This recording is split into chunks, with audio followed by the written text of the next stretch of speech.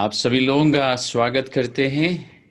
अभी तक हम गीतों के द्वारा हमारे परमेश्वर की स्तुति और आराधना कर रहे थे। परमेश्वर हमारा प्रभु, हमारा यीशु मसीह विश्वास योग्य है, और इसलिए हर बार जब हम इकट्ठा होते हैं वो हमारे बीच में आ जाता है। प्रभु ने वायदा किया है और उस वायदे के अनुसार वो हर बार हमारे बीच में होता है और हमारे बीच में रहकर हमारी आराधना, हमारी स्तुति को वो ग्रहण करता है, हमारी प्रार्थनाओं को सुनता है और फिर हमसे जो प्रभु के पास हमें बताने के लिए जो कुछ भी है वो हमें बता भी देता है। आज हम पवित्र शास्त्र का अध्ययन करेंगे। हमेशा की तरह कुछ बातों पर ध्यान करेंगे और पवित्र शास्त्र का अध्ययन के द्वारा हम परमेश्वर को और भी अच्छी तरह पहचान सकेंगे। आपको याद होगा एक बार मैंने बताया था कि प्रभु कहता है, यीशु मसीह अपने वचन में ये कहता है कि मेरे ज्ञान ना होने के कारण लोग नष्ट होते हैं या नाश होते हैं। प्रभु के अपने लोगों के लिए प्रभु ये बात कहता है, इसलिए हमारे लिए ये जरूरी है कि हम प्रभु को जाने। ज्ञान से परमेश्वर का मतलब बिल्कुल ये नहीं है कि हमारे दिमाग में बहुत सारा ज्ञान हो।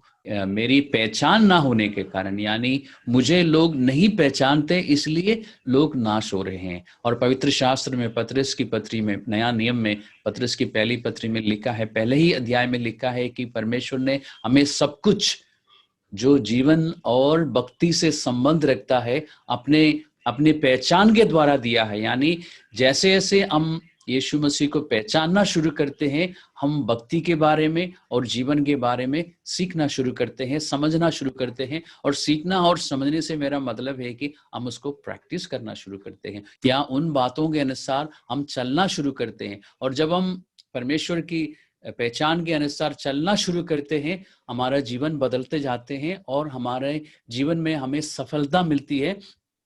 इस बारे में पहले भी मैं बता चुका हूं और कुछ बातें मैं रिपीट करता हूं, दोहराता हूं, क्योंकि ये सारी बातें जो हम सुनते हैं हर संडे को, ये प्रैक्टिस करने के लिए होते हैं।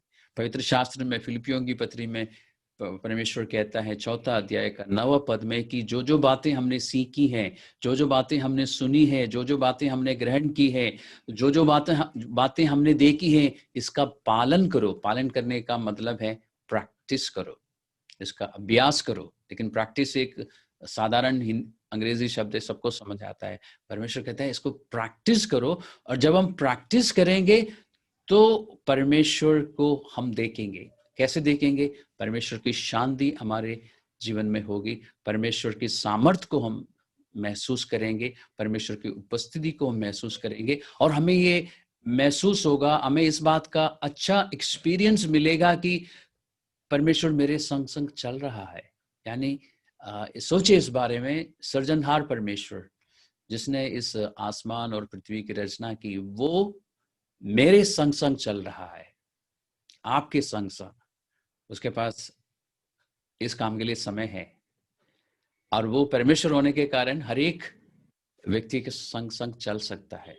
हमारे लिए अगर हम इस बारे में सोचना शुरू करें तो हमारे लिए मुश्किल हो जाएगा इस बात को समझना है कि एक परमेश्वर इतने सारे लोगों के साथ व्यक्तिगत तौर पर कैसे चल सकता है। लेकिन क्योंकि वो परमेश्वर है, वो ऐसा कर सकता है। तो ये सब अनुभव, एक्सपीरियंस, तजुर्बा हमें मिलेगा यदि हम पवित्र शास्त्र की बातों को प्रैक्टिस करेंगे। इसलिए मैं आपको फिर से याद दिलाऊंगा कि जो जो बातें हम संडे को सुनते हैं, जो जो बातें आपको समझ आती है और जो जो बातें आप देखते हैं पवित्र शास्त्र में, इसको पूरे हफ्ते प्रैक्टिस कीजिए। और इसी कारण मैं अक्सर आपको अध्ययन के समाप्त में कहता हूं कि इस पूरे हफ्ते इसको प्रैक्टिस करो। अगर आप प्रैक्टिस करेंगे तो धीरे धीरे वो आपकी आदत बन जाएगी, और जब एक बार वो आदत में आ गई आपकी, तो फिर आप उसको लगातार करते रहेंगे। आपको फिर जानबूझ के याद करने की जरूरत नहीं है, ऑटोमेटिकली आप उन सब बातों को करेंगे और फिर हमेशा आप प्रभु की उपस्थिति को देखेंगे। आज मैं एक विषय पर एक बात आपको कहना चाहूंगा, या एक विषय आपके सामने रखना चाहूंगा, और वो एक सीक्रेट है, एक गुप्त बात है। एक सीक्रेट इसलिए है क्योंकि हमें इसके बारे में अभी पता नहीं है, या पहले हमने सुना है लेकिन ध्यान नहीं दिया, इसलिए वो सीक्रेट है। ये बातें जो मैं आपको बताने जा रहा हूं, ये लगभग 3000 साल पहले परमेश्वर ने अपने वचन में जाहिर किया था। परमेश्वर के लिए सीक्रेट नहीं है, और जिनको ये बातें मालूम है उनके लिए भी ये सीक्रेट नहीं है, लेकिन जिनको ये बात नहीं मालूम थी या जिन्होंने सुना लेकिन कभी ध्यान नहीं दिया, उनके लिए वो सीक्रेट है। और वो सीक्रेट बात देखने के लिए हम चलते हैं। नया नियम में एक पत्री है जिसका नाम है कुरिन्थियों की दूसरी पत्री, 4 अध्याय में हम चलते हैं। 2 Corinthians chapter 4, और इस पत्री में 4 अध्याय में हम चलते हैं, और उसमें कुछ बातें हैं जिस पर हमें ध्यान देने की जरूरत है, और उस पर उन बातों पर ध्यान देने के बाद हम फिर अध्ययन को समाप्त करेंगे। और फिर जैसे मैं कहता हूं, इस पूरे हफ्ते इस बात को ध्यान में रखते हुए हम जिएंगे और हमें सफलता मिलेगी। धीरे धीरे हम अपने जीवन में परिवर्तन देखेंगे, धीरे धीरे हमारा विश्वास बढ़ता जाएगा, और धीरे धीरे हम परमेश्वर की महानता को देखते जाएंगे और हमारा विश्वास बना रहेगा। इस 4 अध्याय में एक सीक्रेट है, और वो ये है कि 13वें पद में इसमें 2 भाग है, और जो जहां पे सीक्रेट है मैं आपको दिखाता हूं। इसमें लिखा है, इसलिए हम में वही विश्वास की आत्मा है जिसके विषय में लिखा है कि मैंने विश्वास किया और इसलिए मैं बोला। उसके बाद की बात पर ध्यान दीजिए, हम भी विश्वास करते हैं इसलिए बोलते हैं। और आज जो मैं आपको बताना चाह रहा हूं वो ये है कि विश्वास जो है बोलता है। और आप पूछेंगे कि इसका क्या मतलब है, विश्वास बोलता है या विश्वास कैसे बोलता है? मैं बताता हूं। हमारे मुंह से जो भी बातें निकलती है, और ध्यान से सुनिए, जो भी बातें हमारे मुंह से निकलती है वो हमारे विश्वास का प्रमाण है। यानी हम अंदर अपनी आत्मा में, अपने हृदय में, अपने मन में क्या विश्वास कर रहे हैं वो हमारी बातों से पता लग जाता है। यानी अगर मैं आपसे अभी पूछूं, या जैसे अध्ययन के बाद हम प्रार्थना करते हैं, और प्रार्थना करने के बाद मैं आपसे पूछूं तो आप ये बोलेंगे कि हाँ मुझे विश्वास है। अगर आप जैसे आप कुछ लोग अपनी शारीरिक समस्याओं को लेके, बीमारियों को लेके प्रार्थना करवाते हैं, कुछ लोग आर्थिक समस्याओं के लिए प्रार्थना करवाते हैं, और अलग अलग प्रकार की तकलीफ के या समस्याओं के कारण लोग प्रार्थना करवाते हैं। प्रार्थना मैं करता हूं या कोई और करता है, और प्रार्थना के बाद अगर आपसे तुरंत पूछा जाए तो आप कहेंगे हाँ जी हाँ, मुझे पूरा विश्वास है कि यीशु मसीह मुझे ठीक करेगा। और ये आप इतना स्पष्ट रूप से कहेंगे कि हाँ मुझे पूरा विश्वास है कि यीशु मसीह मेरे लिए काम करेगा। लेकिन थोड़ी देर के बाद इस मीटिंग के बाहर अगर कोई भी आपसे बात करता है और आपसे पूछता है कि आपका हाल कैसा है, या आपके शरीर में जो तकलीफ है उसके बारे में जब पूछता है, उस समय आप जो भी बोलता है वो आपका विश्वास है। जैसे कि मैं एक उदाहरण देता हूं, इस मीटिंग खत्म होने के बाद अगर आप में से किसी को जो उस समय जिसकी बीमारी को लेकर प्रार्थना है उससे अगर पूछा जाए, और यदि उस समय वो ये कहता है कि हाँ जी मेरे लिए प्रार्थना हुई है, अब मैं ठीक हो जाऊंगा या मैं ठीक हो जाऊंगी या मैं ठीक हो रहा हूं, तो वो उसका विश्वास है। लेकिन यदि वो कहता है कि देखो जी प्रार्थना तो हो गई है, अब देखते हैं क्या होता है, तो वो आपका विश्वास है। यानी मीटिंग में रह के आपने जो बोला ना कि मुझे पूरा विश्वास है, वो सच्ची बात नहीं थी। वो तो आप यूं ही कह रहे थे क्योंकि आपसे पूछा गया था, आपने जानबूझ के बोला, लेकिन वो आपके मन की बात नहीं थी। मन की बात वो है जो आप बाद में जब इस वातावरण से निकलकर जब कोई आपसे पूछता है कि हाँ जी कैसे हो आप सुनाता है कि आप बीमार हो गए थे, हाँ जी, तो आप ये भी सुनाता है कि आप आजकल चर्च मीटिंग अटेंड करते हैं जूम में, तो आपके लिए प्रार्थना हुई होगी। हाँ जी प्रार्थना तो हुई है, लेकिन अब ईश्वर जाने, परमेश्वर जाने कि क्या होगा।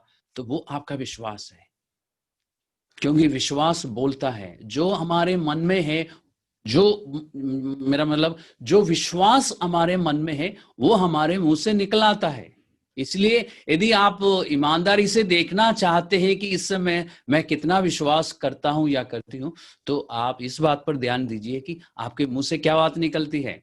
साधारण समय में, साधारण वातावरण में चर्च मीटिंग के समय की बात नहीं बोल रहा हूं मैं, या विश्वासियों के, विश्वास करने वाले, प्रार्थना करने वालों के बीच में बैठकर आप जो बातें करते हैं उसके बारे में नहीं कह रहा हूं। जब आप अपने घर में होते हैं, जब आप अपने ऑफिस में होते हैं, या बिजनेस की जगह में होते हैं, या फिर आप सफर में होते हैं और लोगों से बातचीत होती है, उस समय आपके मुंह से क्या बात निकलती है, चाहे वो अपने बारे में हो या दूसरों के बारे में हो या परमेश्वर यीशु मसीह के बारे में हो, उस समय आप जो कुछ भी बोलते हैं वो आपके विश्वास को दर्शाती है।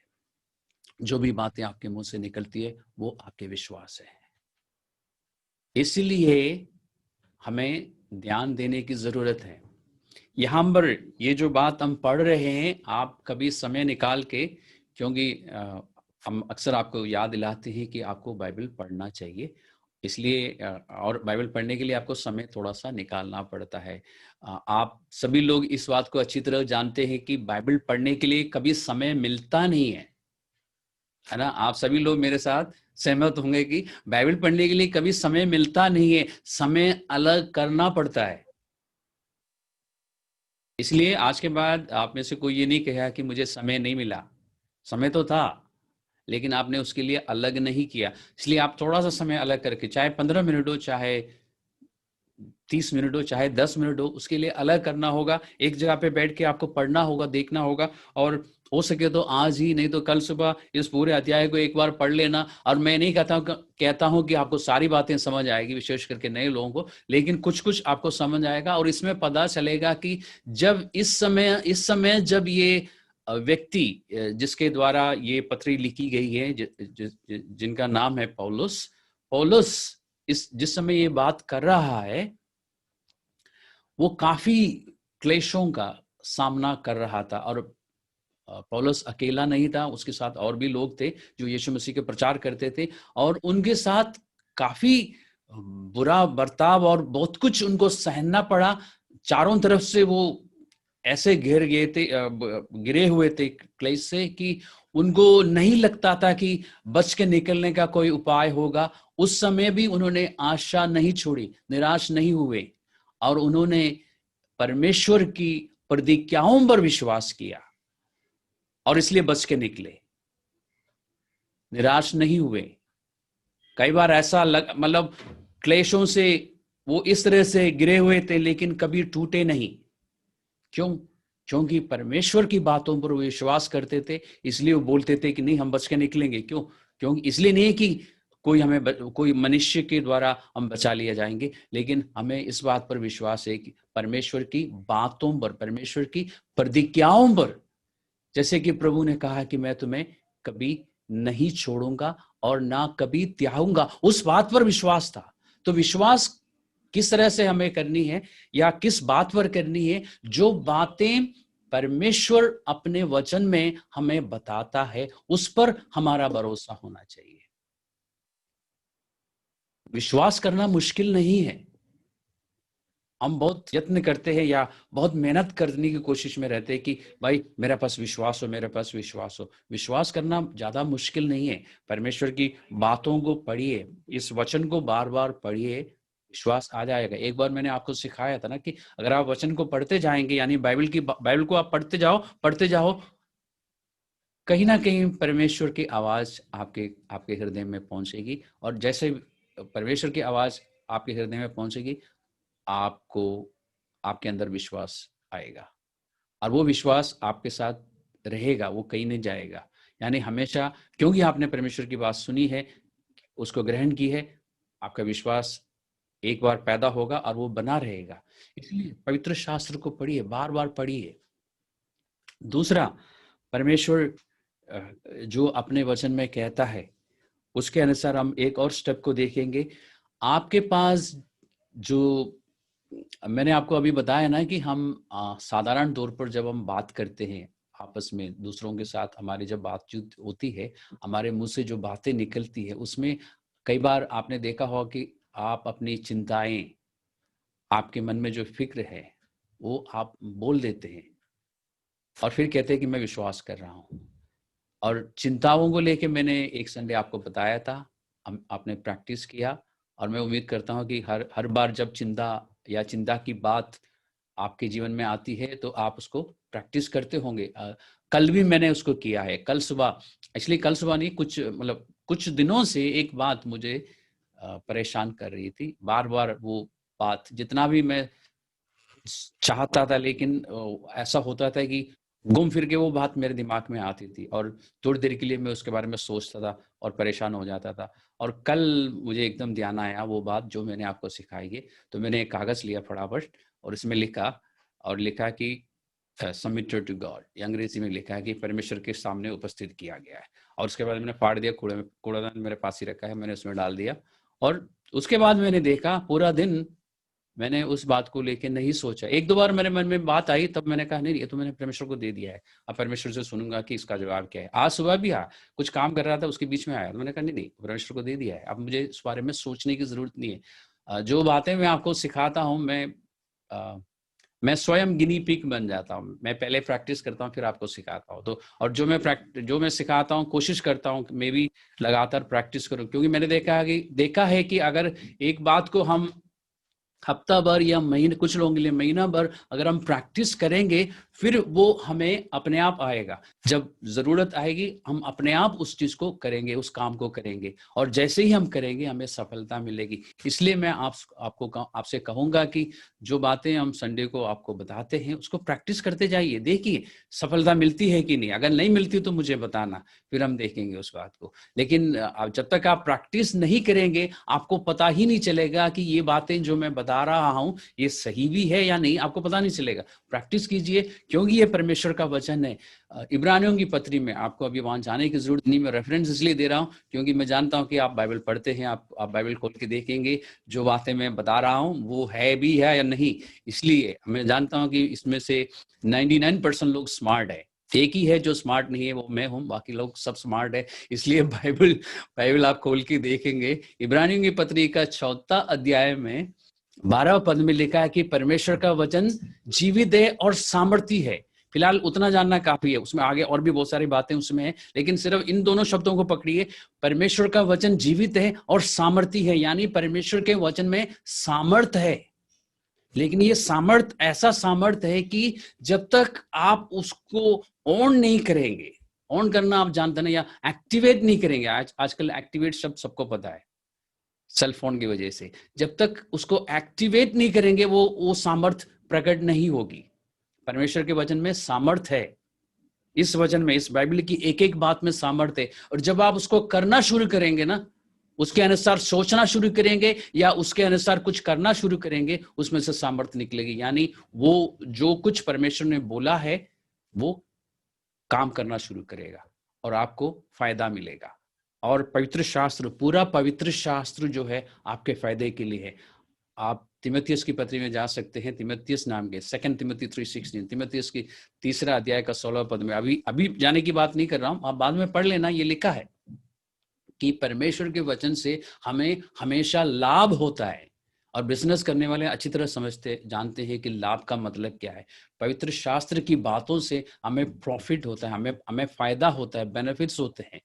इसलिए मैं कहूंगा कि इसको प्रैक्टिस कीजिए। जो भी बातें मैं आपको बता रहा हूँ, प्रैक्टिस कीजिए। आपके ईमानदारी से प्रैक्टिस करने के बाद अगर आपको कुछ भी रिजल्ट नहीं मिलता तो आप मुझे पकड़ सकते हैं, लेकिन उससे पहले नहीं।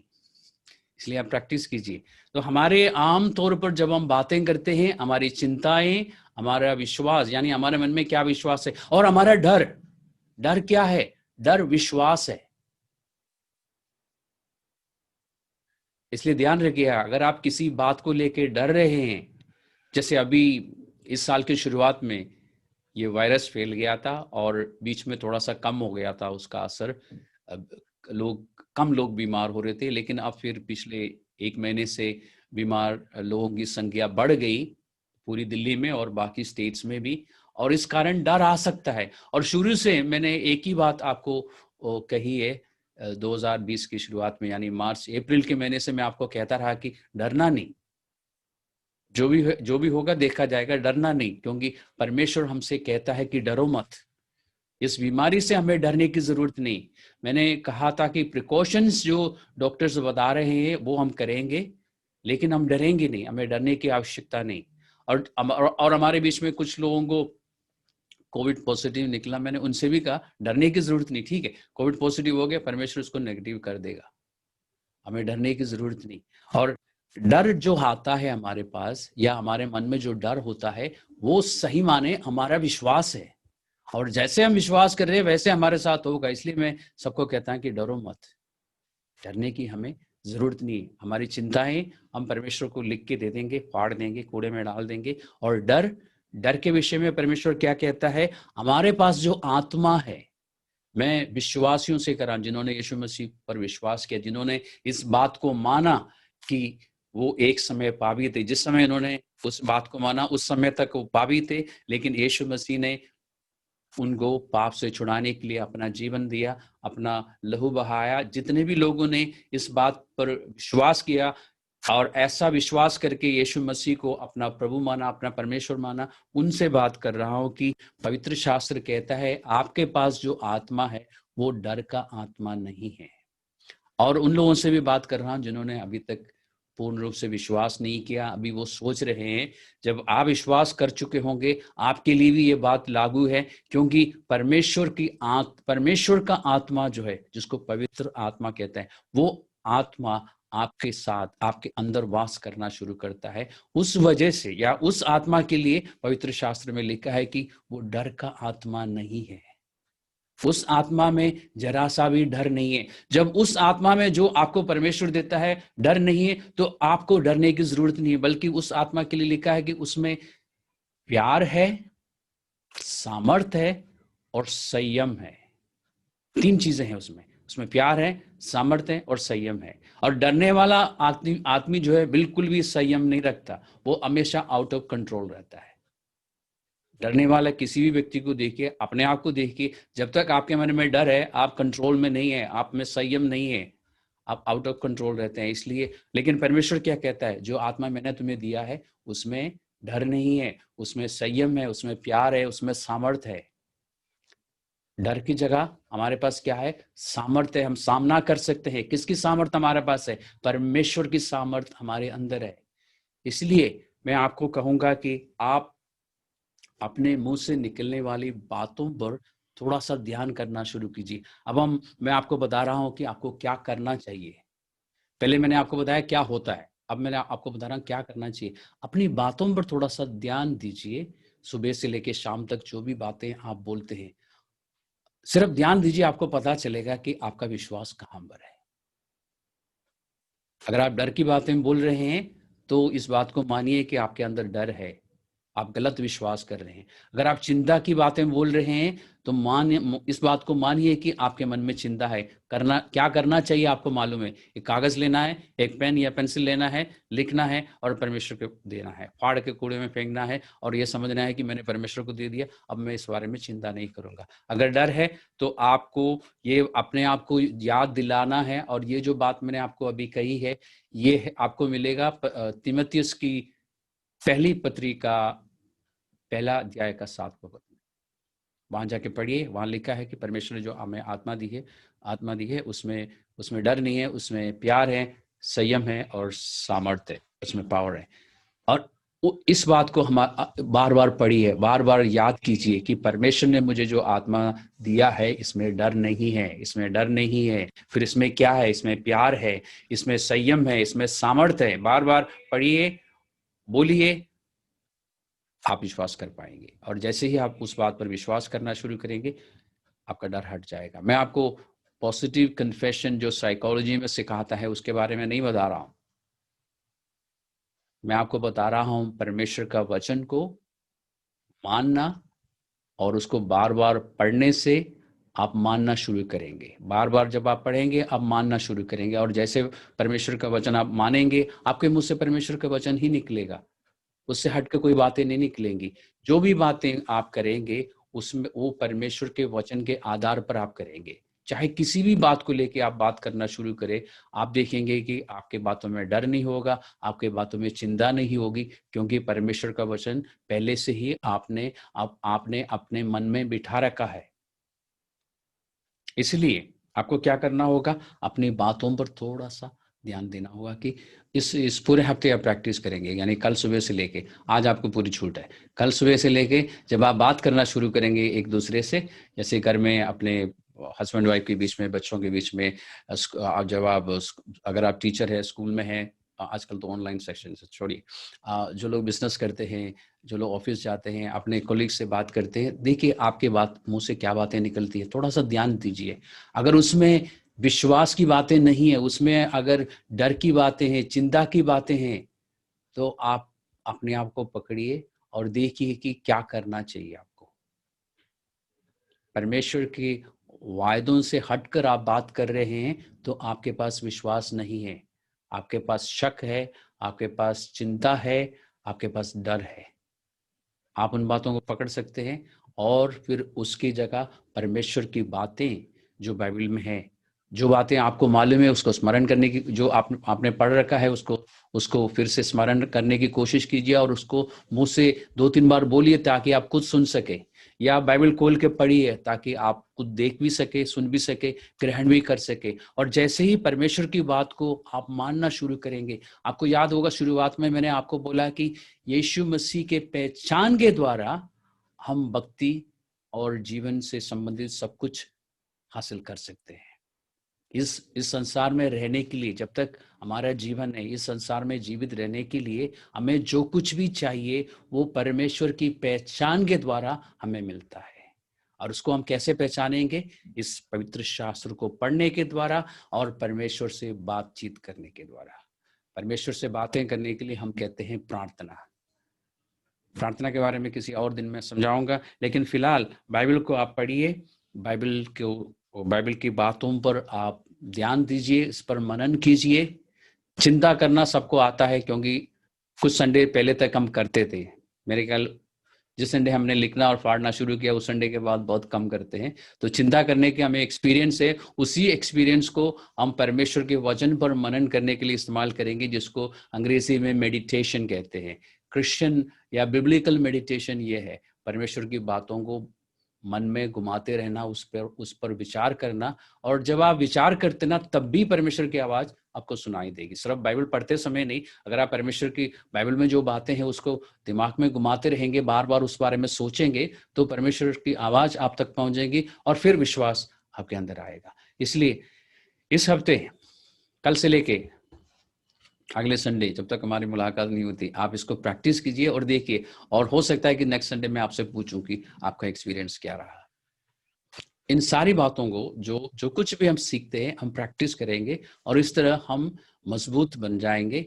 परमेश्वर की बातों में, परमेश्वर में हम मजबूत रहेंगे और कोई भी चीज हमें गिरा नहीं सकेगी। आपको याद होती है, एक बार हमने चर्चा की थी इस बात पर कि परमेश्वर कहता है कि जो कोई मेरी बातें सुनकर उसका पालन करता है, उसका जीवन मैं एक ऐसे मकान के साथ तुलना करूंगा जो चट्टान पर बनाया गया हो, जिस पर आंधियां चली, जिस पर तूफान चले, जिसमें जिससे टकराने के लिए बाढ़ें आई, लेकिन उस मकान को कोई फर्क नहीं पड़ा। तो आज फिलहाल इतनी बातें हमारे लिए काफी है। इस पर हम प्रैक्टिस करेंगे, इसको हम प्रैक्टिस करेंगे इस पूरे हफ्ते। और अगले संडे जब आप आएंगे तो आपके पास बहुत सारी बातें होंगी बताने के लिए कि हाँ हमने ऐसा किया, और या ऐसे सिचुएशन में हमने ऐसा किया और हमने रिजल्ट देखा। और वो जो एक्सपीरियंस आपको मिलता है ना, वो आपसे कोई छुड़ा नहीं सकेगा, वो आपके साथ हमेशा रहेगा। तो परमेश्वर की आशीष आप सभी लोगों के साथ हो। एक बार हम प्रार्थना करते हैं, हम आंखों को बंद करते हैं, सर झुकाते हैं उस सृजनहार परमेश्वर के सामने, जिसने हमसे इतना प्रेम किया कि हमारे लिए इस संसार में आया और क्रूस पर अपना लहू बहाया। आइए हम एक बार परमेश्वर का धन्यवाद करते हैं। इस समय हम तेरा धन्यवाद करते हैं इस पवित्र शास्त्र के लिए, जिसमें जीवन और भक्ति से संबंधित सब कुछ है प्रभु, जिसके द्वारा हम तुझे पहचान सकते हैं, तेरे स्वभाव को जान सकते हैं, तेरे चरित्र को जान सकते हैं। और जैसे जैसे हम तुझे पहचानना शुरू करते हैं, तुझ पर विश्वास करना हमारे लिए आसान हो जाता है प्रभु। आज जो हमने अध्ययन किया, आज जो बातें हमें समझ आई, उसके लिए हम तेरा धन्यवाद करते हैं। मैं यहाँ पर मौजूद इस ऑनलाइन मीटिंग में मौजूद एक एक जन के लिए तेरा धन्यवाद करता हूँ, तुझसे मांगता हूँ प्रभु कि सबको ये सब पर तेरा ये अनुग्रह हो कि वो वचन को पढ़ सके और वचन की बातों को प्रैक्टिस कर सके। परमेश्वर हर एक जन अपनी चिंताओं से, अपने डर से बाहर आने पाए, चाहे वो डर अपनी अपने शारीरिक अवस्था को लेके हो या अपनी आर्थिक अवस्था को लेके, अपने परिवार के लोगों को लेके हो, भविष्य को लेके हो। जो भी उनकी चिंताएं हैं, जो भी उनका डर है, वो सब कुछ जीवन से हट जाएगा जब ये अपने परमेश्वर के वचन के अनुसार सोचना और चलना शुरू करेगा। और इस काम के लिए तेरा अनुग्रह की जरूरत है, और मैं मांगता हूँ परमेश्वर की सब जनों पर, सब लोगों पर तेरा ये अनुग्रह हो, यीशु मसीह के नाम से।